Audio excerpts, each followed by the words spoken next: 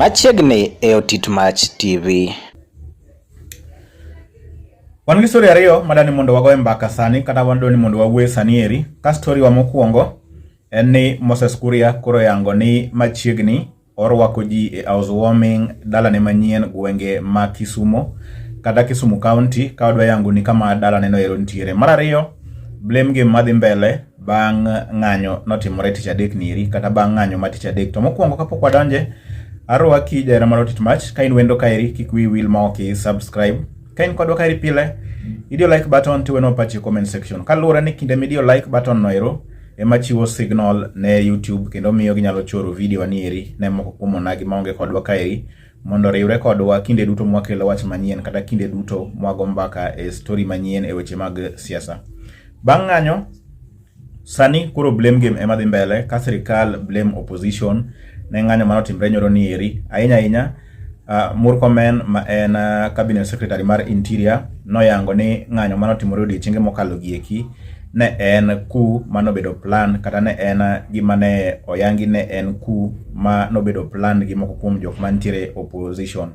E kinde no ero opposition bende yango ni maeri en gima ne government owuon emano organize goons manochopo e dier boma mar loot dukni kata mar turo dukni.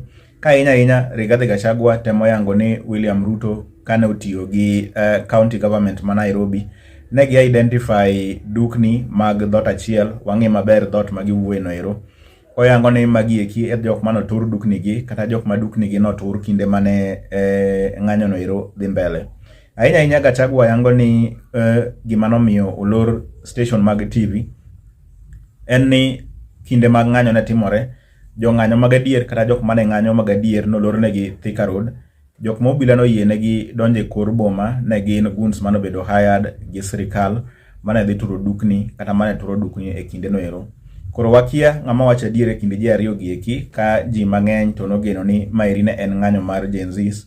Kendo koro kaka jotelo ema koro dong' gore kigin kata yware kigin e kinde ni eri ok wang'eyo. Sirikal sayango ne en coup manobedo plan gi opposition. Opposition bendo sayango ni sirikal emano hire goons mar turo do dukni kata mar turo dukni ei town. Moses Kuria kane wuok no oro siem ne Rigathi Gachagua koyango ni kochako temo mar risk ngima mar jogegi kata kochako risk ngima mar jogegi to en owuon obro nego gi kata en owuon obro nego gi kinde no ero. Komedo paro ne oyango ne Rigathi Gachagua ni ka gin owuon ema ne gi wilo jo-Kikuyu kata gin owuon ema ne giketo jo-Kikuyu mobedo against Uhuru Kenyatta. To ne ok gitimo mano mar mondo mi gilok gi jonek kata gilok gi suicide bombers. Magi mokwayo Rigathi Gachagua en ni gima gitimo na ero giwere go kabisa kata giwere gi tim machal kamano ero. Moses Kuria na yango kamaeri. You put my people's life at risk again, I kill you. It's that simple. My good friend Rigathi Gachagua, yourself, Ichungwa, Ndindi Nyoro, Barire, Linturi, and myself lied to Kikuyus to abandon Uhuru Kenyatta. Did we do that only to convert them into suicide bombers, destroying our very own properties and business? 7 Kikuyu lives lost yesterday alone. You know this is not right, brother. Stop it. There will be no election in Kenya before 2032. Do you understand what I'm saying? And I will be a presidential candidate in that election. E kinde no ero Moses Kuria kuro wuok moyango ni en odhi e dalane manyien kata osewuok odhi e dalane manyien koyudo kama nyien ma ji gin osiepe kata ji orwako jok matimo ohala. Koyango ni machiegni kaeri odhi luongo ji e housewarming party e gwenge ma Kano kata Kano mantiere Kisumu County. Kakuro ero ema koro yango ni odhi go e dala kata dala ne dhi bede e kinde ni eri. Maeri en statement mowuok kuom Moses Kuria kaluwore gi darne kata kaluwore gi dhine gwenge ma Kisumu County.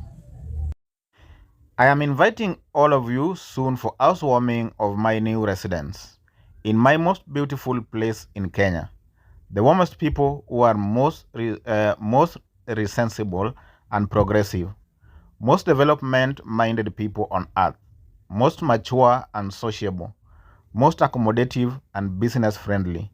Ladies and gentlemen, welcoming you to Kano, Kakuria, my new residence in Kisumu, where my family and I are moving to. Detail coming up soon. Koro kopogore e kinde ma blame game dhi mbele ni eri, kada kinde ma ji keto blame game ne nyawadgi ng'ato ka ng'ato, na waseyango mano wuok kuom sirikal ka Murkomen noyango ni maeri ne en planned coup, kata ne en wito sirikal mane obedo planned gi opposition. Opposition owuon bosegolo duondgi ka giyango ni William Ruto no organize goons. Kendo bang'e no ero, Rigathi Gachagua nogolo statement mabor kaluwore gi ng'anyo ni eri, kata nogolo statement mabor kaluwore gi ng'anyo ni eri. Adani mondo mi statement manowuok kuom Rigathi Gachagua en statement mabor, but abro temo kete oring piyo piyo mondo iwinj ma Rigathi Gachagua nowacho, makmana ni mwakwaye ni iwenwa pachi comment section kanyo ero kaluwore gi weche gi eki, kendo kik wiyi wil moki subscribe. Statement by His Excellency Rigathi Gachagua, DCP, party leader, on the Gen Z protest and stage goonish tendencies towards peaceful protesters in Kenya. In the strongest term possible, I condemn use of excessive force and live bullets by the police on peaceful and unarmed Gen Z protesters witnessed yesterday across the country. Intimidating the peacefully and young demonstrators who were only remembering their slain colleagues in the struggle only complicated the matter on you and your rogue regime, Mr. Ruto. The cause of Gen Z protest is well known by the government and every Kenyan, Mr. Ruto. You know you promised our young people jobs and economic liberation. You know what you have delivered to them and their parents. Last week, during the protest over the brutal murder of Mr. Albert Ojwang, Mr. Ruto and the Nairobi governor organized goons to beat up the peaceful demonstrators in Nairobi. But yesterday, you changed tact, where goons were instructed to loot and destroy property. Mr. Ruto, you are well aware that under your instruction, genuine Gen Z protesters were blocked in their thousands on Kiambu Road and Thika Road, where no business were looted.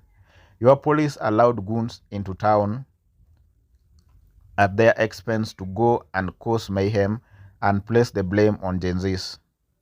We have credible information that in Nairobi, especially downtown region, businesses belonging to people from certain region were clearly identified by officials from county government of Nairobi and elsewhere. This brutal exercise was led by politicians allied to this rogue regime.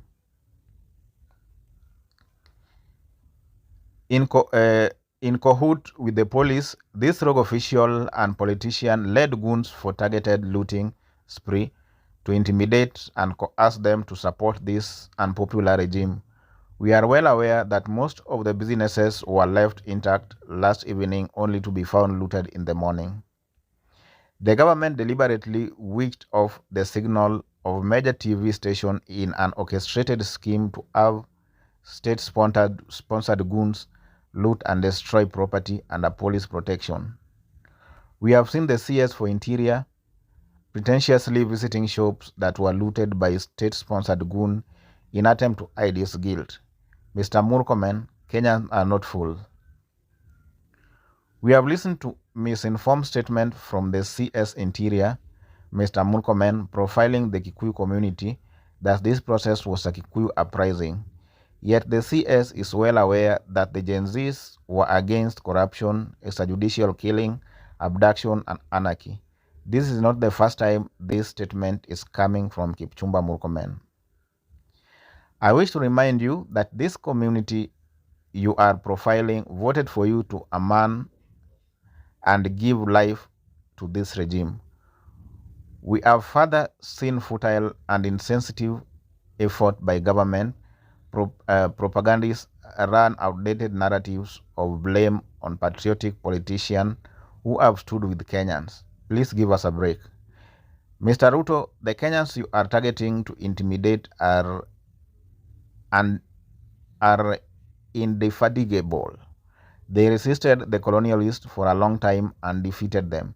Kenyans stood strong against the Moi brutality for 24 years and lived on.